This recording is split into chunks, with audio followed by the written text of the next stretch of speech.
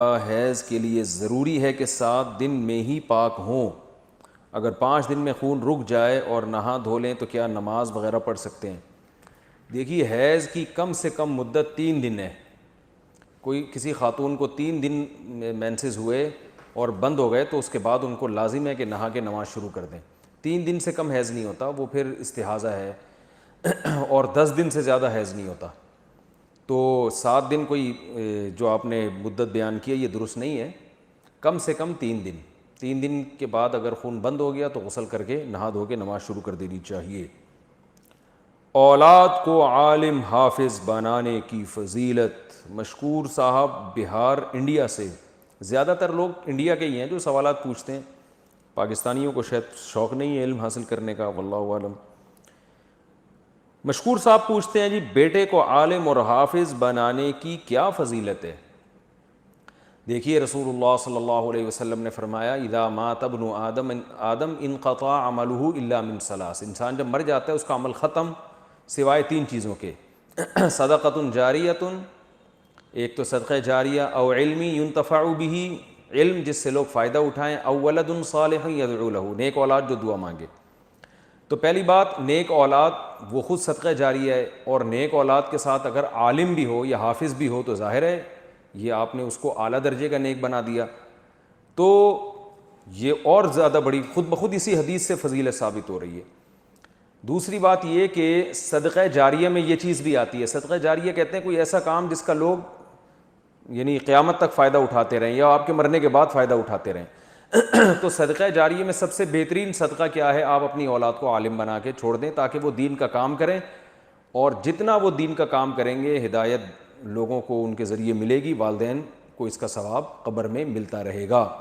آپ سوچئے، رسول اللہ صلی اللہ علیہ وسلم نے فرمایا جس نے ایک درخت لگایا اور مر گیا تو درخت سے چرند پرند جب تک کھائیں گے اس کو ثواب ملے گا. تو سوچئے درخت کا فائدہ زیادہ ہے یا عالم کا؟ درخت سے لوگوں کو مادی فائدہ ہوتا ہے اور عالم سے لوگوں کو روحانی فائدہ ہوتا ہے. تو اپنی اولاد کو عالم بنانا، حافظ بنانا. حافظ بنائیں گے تراویح پڑھا سکے گا، قرآن پر عبور ہوگا، لوگوں کو بچوں کو پڑھا سکے گا. تو یہ دونوں صدقہ جاری ہیں. اور ایک روایت میں یہ بھی آتا ہے کہ حافظ کے سر پہ قیامت کے دن تاج پہنایا جائے گا. تو بہت بڑا صدقہ جاری ہے یہ. حج اور عمرے کے موقع پر ہار پہنانا کیسا ہے؟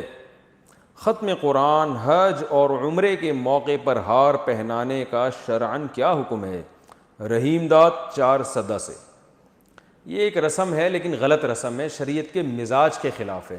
کوئی عبادت جب آپ کر کے آئے ہوں تو ہار پھول کا کیا تک بنتا ہے؟ کوئی شادی تھوڑی ہو رہی ہے اس کی جو وہ اس کو ہار پہنا رہے ہیں. بس حج کیا، اللہ کے لیے کیا، ماشاءاللہ اچھی بات ہے، آ جائیں آرام سے.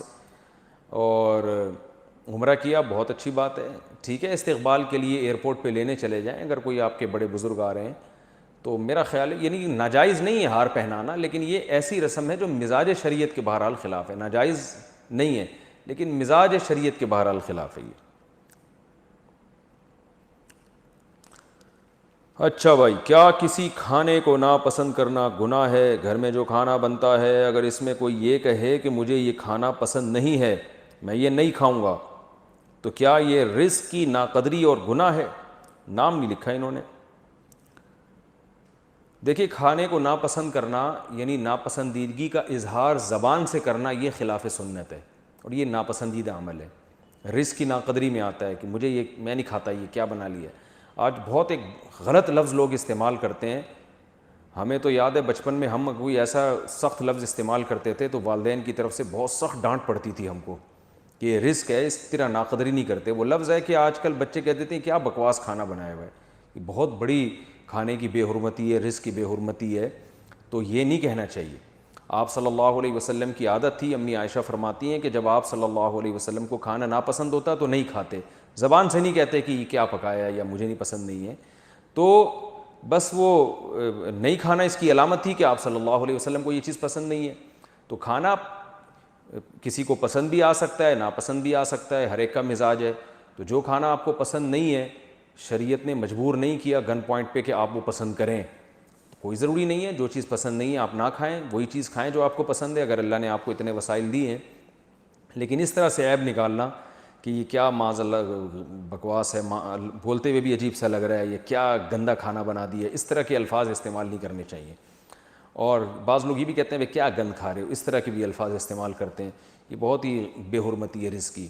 تو اللہ تعالیٰ کہیں ڈرنا چاہیے اللہ رزق چھین نہ لے۔ ہاں اگر آپ نے گھر والوں کو تنبیہ کرنی ہے تو تبلیغ والے ایک بڑا اچھا اصول بتاتے ہیں کہ بھئی نمک زیادہ ہے تو آپ یہ نہیں کہیں کھانے میں نمک زیادہ ہے، بلکہ بولے بھی کھانے میں آئندہ تھوڑا خیال کریں، نمک کم کر دیا کریں، یوں کہہ دیا کریں آپ۔ اور اگر یہ بھی کہہ دیا کہ نمک زیادہ ہے تو بھی کوئی اتنا بڑا مسئلہ نہیں ہے، لیکن یوں کہہ دیں تو اور اچھا خاندانی ہونے کی علامت ہوگی، بھئی تھوڑا نمک کم رکھا کریں کھانے میں، نمک زیادہ اچھا نہیں ہے یا صحت کے لیے نقصان دہ وغیرہ وغیرہ۔ تو لیکن یہ جو الفاظ ہیں نا یہ کیا بکواس ہے، اور یہ تو بہت ہی برے الفاظ ہیں۔ تو کھانا پسند کرنا فرض نہیں ہے، نہیں پسند تو نہ پسند کریں، نہ کھائیں اس کو، وہ آپ کے انداز سے ہی سمجھ جائے گا۔ یا یہ بول دیا کریں بھائی کھانا بہت اچھا ہے مگر میں یہ شوق سے کھا نہیں سکتا، میری مزاج کے خلاف ہے، اس طرح کہہ دیا کریں۔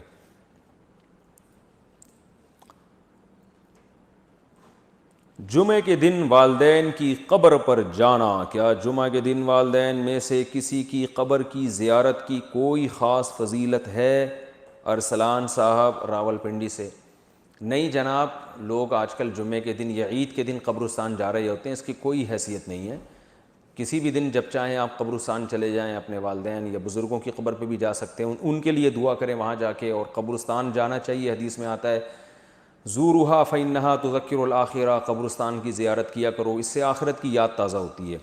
لیکن اس کے لیے دن متعین نہیں ہے، جمعے کو اس نیت سے جانا کہ اس دن ثواب زیادہ ملے گا تو یہ پھر بدعت ہے۔ طلاق کے بعد بچی کہاں رہے گی؟ میاں بیوی میں طلاق ہو جائے، 1 سالہ بچی بھی ہو، وہ باپ کے پاس رہے گی یا وہ ماں کے پاس؟ قاری زاہد صاحب چنیوٹ سے۔ دیکھیے بچی جب تک چھوٹی ہے ماں کے پاس رہے گی، جب 9 سال کی ہو جائے تو باپ کے پاس آئے گی، اور جب تک چھوٹی ہے ماں کے پاس رہے گی، مگر باپ جب چاہے گا بچی سے ملاقات کرے گا، ماں بچی سے ملاقات پہ روک نہیں سکتی۔ اور فقہاء نے یہاں تک بھی لکھا ہے کہ ہفتے میں 1 دن مکمل باپ کے ساتھ بھی رہ سکتی ہے اگر باپ چاہے۔ جیسے ہفتے میں 1 دن باپ چاہتا ہے کہ آج 24 گھنٹے بچی میرے پاس رہے گی تو ماں نہیں روک سکتی اس کو، تو مستقل ماں کے پاس رہے گی، لیکن باپ جب ملنا چاہے ملے، اور ہفتے میں 1 دن مکمل اپنے پاس رکھ سکتا ہے، یعنی رات گزار سکتا ہے بچی کو لے کے۔ اور جب بچی 9 سال کی ہو جائے تو پھر باپ کی کسٹڈی میں آئے گی وہ، اور باپ کی کسٹڈی میں ہونے کے بعد پھر وہی کچھ ہوگا جو پہلے ہوا تھا، یعنی ماں جب چاہے گی بچی سے ملے گی، اور ہفتے میں کم از کم 1 دن بچی ماں کے ساتھ بھی رک سکتی ہے، باپ روک نہیں سکتا، لیکن مستقل جو رہے گی وہ باپ کے پاس۔ اس دوران سارا خرچہ باپ کے ذمے ہے، چاہے وہ ماں کے پاس رہے یا باپ کے پاس رہے۔ تو یہ شریعت کا ایک لگا بندہ اصول ہے۔ آج اس اصول کی دھجیاں اڑائی جاتی ہیں، جس کی لاٹھی اس کی بھینس، اس پر عمل کیا جاتا ہے۔ ماں نے اگر بچی کو رکھ لیا تو ماں کے پاس ہی ساری زندگی رہتی ہے، باپ سے ملنے نہیں دیتی، ملنے دیتی ہیں تو عدالتوں میں جا کے، باپ کے لیے غیرت کے بڑا خلاف ہوتا ہے کہ عدالت کے کٹہرے میں کھڑے ہو کر اپنی بیٹی سے ملے یا بیٹوں سے ملے، اس چیز کو مائیں نہیں سمجھتی ہیں۔ تو جس کی لاٹھی اس کی بھینس والا حساب چل رہا ہے۔